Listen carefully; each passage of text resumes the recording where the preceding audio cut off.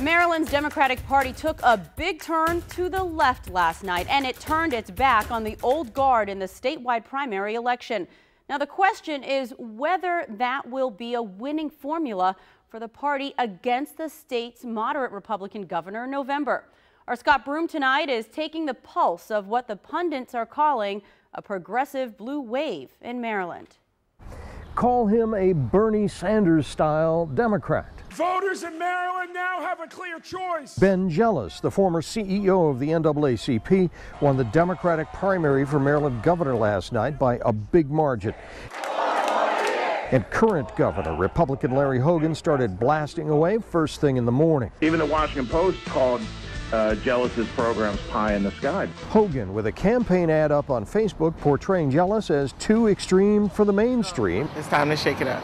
Progressive voters excited about all of it. There's a lot to change right now, and frankly, I don't think a lot's being done, so I think people need to start moving along and getting with the times. The progressive wave, led by labor unions and younger voters, swept away powerful old guard legislators in Annapolis, like 81-year-old Delegate Joe Valario, famous for killing reform bills in the powerful Judiciary Committee he chaired. Todd Eberly of St. Mary's College of Maryland is an expert on Maryland politics.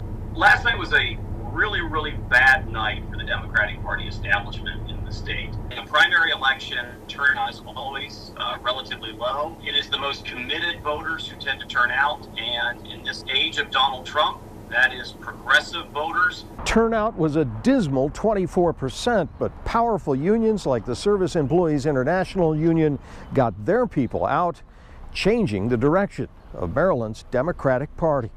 Scott Broom, WUSA 9. Ben Jealous's margin of victory over establishment favorite and Prince George's County Executive Rashawn Baker was 55,000 votes.